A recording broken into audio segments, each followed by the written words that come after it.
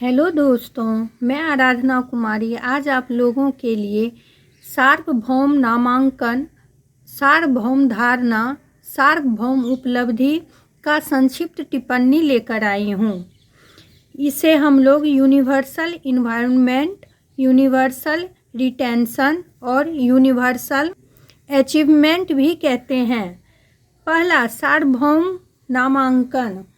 सार्वभौम नामांकन का अभिप्राय है निर्धारित प्रवेश द्वारा अर्थात 6 से 14 वर्ष तक के सभी बच्चों को प्राथमिक स्कूलों में प्रवेश दिलाने से है। सामान्यतः यह पाया गया है कि अनेक बच्चों स्कूल में प्रवेश ही नहीं लेते। अनुमानतः 11% बच्चे, लड़कों में 2% तथा बालिकाओं में 20% विद्यालय में प्रवेश नहीं लेते। अतः सार्वभौमिक नामांकन से अभिप्राय है कि इस वय वर्ग के सभी बच्चे स्कूल में प्रवेश लें, परंतु यह कार्य अभी काफ़ी सीमा तक शेष है। विशेषतर लड़कियां, जनजातियों के बच्चों तथा निम्न स्तर के लोगों के बच्चों के नामांकन का कार्य पर्याप्त सीमा तक बाकी है। नामांकन का सार्वभौमिकीकरण न होने का प्रमुख कारण बच्चों की आर्थिक दशा का खराब होना, जो अपने माता पिता की जीविकोपार्जन में सहायता करते हैं, वे विद्यालय जाने की बजाय अपने परिवार की आय की पूर्ति के लिए फार्म एवं खेतों, दुकानों तथा कारखानों में काम करते हैं।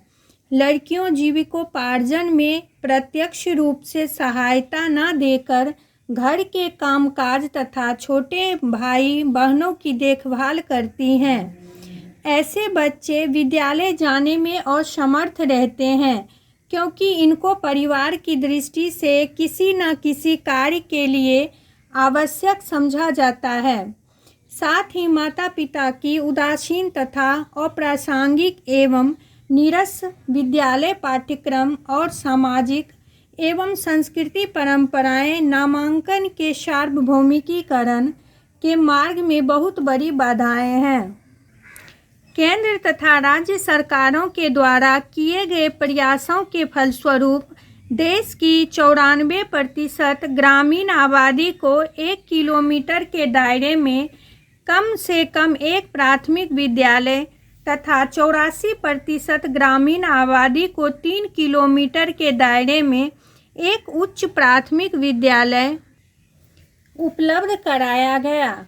फलस्वरूप प्राथमिक विद्यालयों तथा उच्च प्राथमिक विद्यालयों में दाखिला प्रतिशत निरंतर बढ़ा और यह प्राथमिक विद्यालयों में दाखिला प्रतिशत निरंतर बढ़ा और यह प्राथमिक विद्यालयों में 1950 से 51 में 42-60% से बढ़कर 1998 और 99 में 92 से 14% हो गया। इस उपलब्धि के होते हुए भी हम सार्वभौम नामांकन के लक्ष्य को प्राप्त नहीं कर सके। सरकार ने 9वीं योजना में अर्थात 2002 तक 6 से 14 वर्ष की आयु के 100% बच्चों को प्रारंभिक शिक्षा सुलभ कराना अपना लक्ष्य निर्धारित किया, परंतु इस लक्ष्य की प्राप्ति संभव नहीं हुई।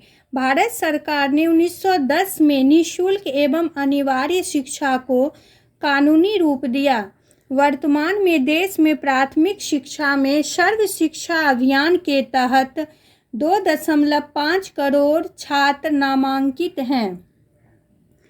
दूसरा, सार्वभौम धारणा। प्रत्येक नामांकित बच्चे को विद्यालय में अब तक रोके रखा जाए जब तक वह विहित आयु का न हो जाए या विहित पाठ्यक्रम न पूरा कर ले। दूसरे शब्दों में बच्चा प्रारंभिक शिक्षा की प्राप्ति तक विद्यालय में बना रहे। सामान्यतः यह देखा गया है कि अनेक बालक प्राथमिक शिक्षा को पूर्ण किए बिना ही विद्यालय छोड़ देते हैं। एक अनुमान के अनुसार लगभग 60% बच्चे, लड़कों में 55 55% तथा बालिकाओं में 65%, कक्षा 5 से पूर्व तथा 75% लड़कों में 70% तथा बालिकाओं में 80% कक्षा 8 से पूर्व अध्ययन कार्य छोड़ देते हैं। इसका अभिप्राय यह है कि कक्षा 1 में प्रवेश लेने वाले प्रत्येक 100 बच्चों से 40 बच्चे कक्षा 5 में पहुंच पाते हैं और केवल 25 बच्चे कक्षा 8 में पहुंच पाते हैं। इस प्रकार शेष बच्चे बीच में शाला त्याग कर देते हैं। अतः प्रारंभिक शिक्षा में संवैधानिक दायित्व को पूरा करने के लिए यह अनिवार्य है कि प्रारंभिक शिक्षा को सार्वभौमिक बनाया जाए। अतः इसके लिए प्रवेश लेने वाले सभी बच्चों को विद्यालय में कक्षा 8 तक रोके रखने के लिए हर संभव उपाय किए जाने चाहिए। विश्व बैंक की रिपोर्ट में कहा गया है कि बच्चों को दाखिला दिलाने के लिहाज से भारत ने अच्छी उपलब्धियां हासिल की है, लेकिन इससे ज़रूरी बात यह है कि बच्चे स्कूल में निर्धारित आयु तक टिके रहें तथा पढ़ाई बीच में ना छोड़ें। भारत में केंद्र राज्य सरकारों का तथा स्थानीय प्रशासन को चाहिए कि वे बच्चे को प्रारंभिक शिक्षा का चक्र पूरा करने के लिए प्रेरणा दें। इसके लिए विद्यालयों को बच्चों के करीब लाया जाए तथा स्तरीय शिक्षा प्रदान की जाए।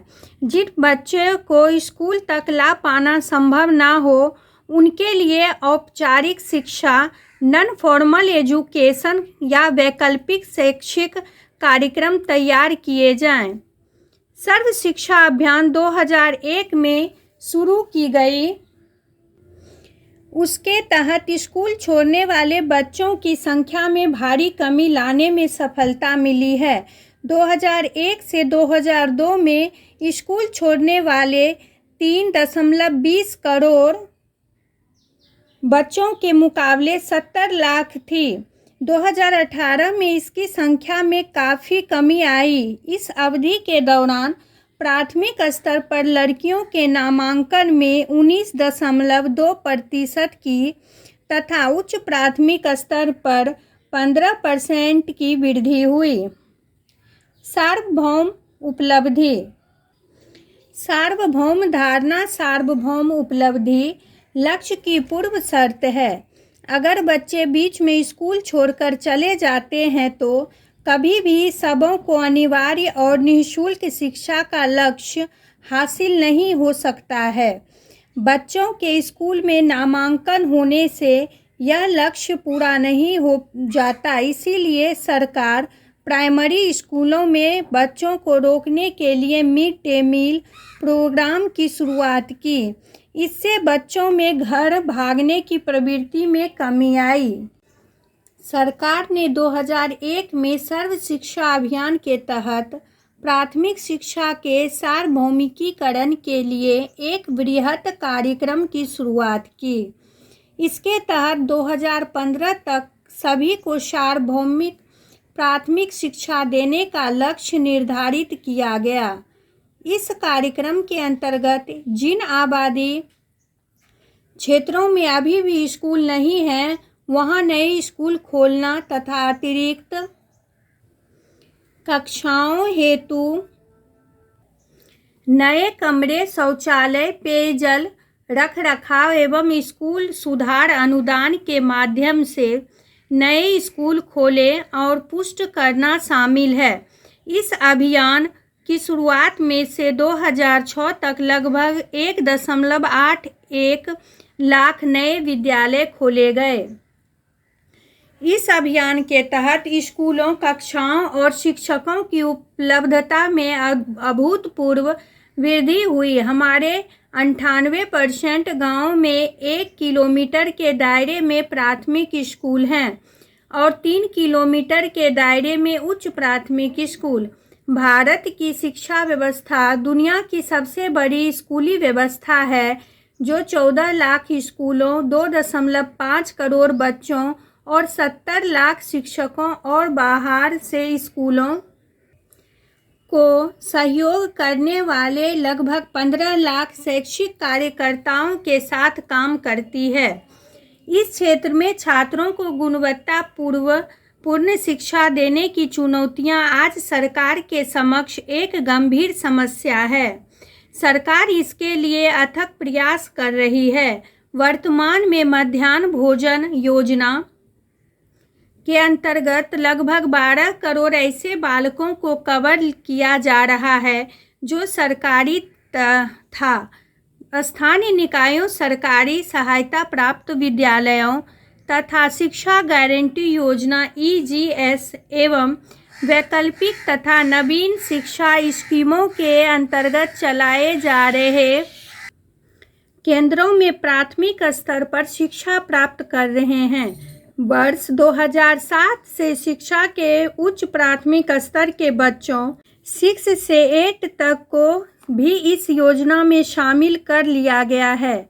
दोस्तों, आप लोगों को मेरी यह वीडियो अच्छी लगी हो तो please like, share and comments करें।